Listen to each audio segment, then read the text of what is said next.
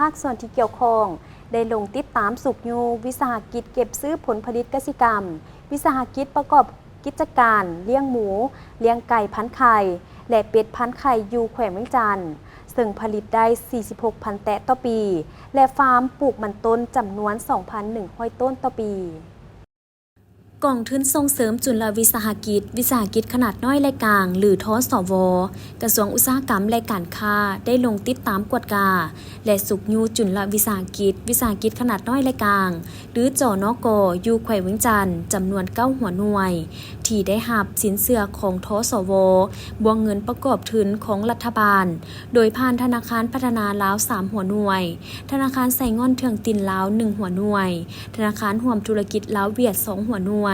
ธนาคารมารุฮันเจแป้นลาว2หัวหน่วยและธนาคารเวียดตินลาว1หัวหน่วยผู้ประกอบกิจการแม่หญิง6หัวหน่วยซึ่งทั้งหมดอยู่ในแขนงกสิกรรมจุดประสงค์ของการลงติดตามในครั้งนี้เพื่อกำได้สภาพการนำใช้เงินกู้โดยเฉพาะแมนผลได้รับของการนำใช้เงินกู้เห็นได้ธุรกิจตัวจริงซึ่งทั้งข้อสะดวกข้อยุ่งยากและข้อเสนอ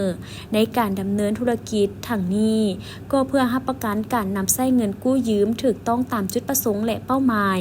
ผ่านการลงติดตามครั้งนี้เห็นได้ว่าจุลวิสาหกิจขนาดน้อยและกลาง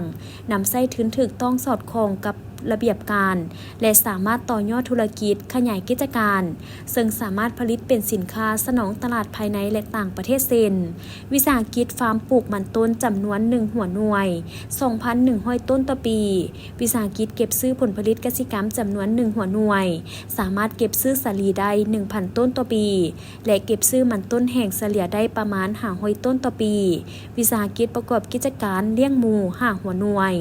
สามารถผลิตหมูขุนได้ทั้งหมด 34,380 โตต่อปีและสามารถผลิตลูกหมูได้ 6,000 โตต่อปีวิสาหกิจเลี้ยงไก่พันธุ์ไข่และเป็ดพันธุ์ไข่ 46,800 แตะต่อปี